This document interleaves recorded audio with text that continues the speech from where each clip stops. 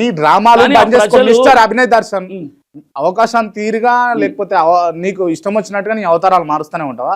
Jubilee hills ఎన్నికలు వస్తేనేమో ఈడ తెలంగాణలో జూబ్లీ హిల్స్ ఎన్నికల టైంలో ఇక నేను పొడుస్తా, నేను అనొద్దు, నేను పొడుస్తా పీక్తా అని చెప్పేసి ఇదే అభినయ్ దర్శన్ తిరిగి ఇవాళేమో ఆంధ్ర తెలంగాణ వేరియేషన్ తీసుకొస్తున్నాయి. ఏం ఆంధ్ర తెలంగాణ అంటే నన్ను గెలిపించేది ఆంధ్ర ప్రజలు కదా, నేను ఎన్నికల్లో పోటీ చేస్తే ఆంధ్రాలో కదా, తెలంగాణలో కాదు కదా.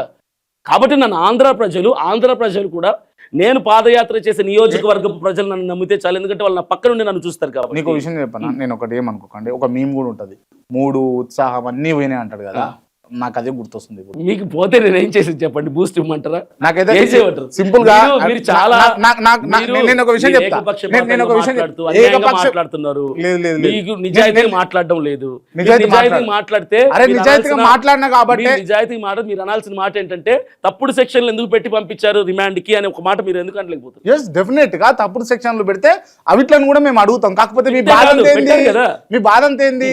నేను డ్రామా చేసిన ఆ డ్రామాకి సంబంధించి శిక్షణ పెట్టలే అంటారు, పెట్టు అని చెప్తున్నా నేను. ఇప్పుడు ఒకటండి, నేను డ్రామా చేశాను ఎవరు ఒప్పుకున్నాడు? ఇక్కడ ఎవరు ఒప్పుకున్నారు? నువ్వు డ్రామా చేయలేదా? చేశానని అలిగేషన్ అది.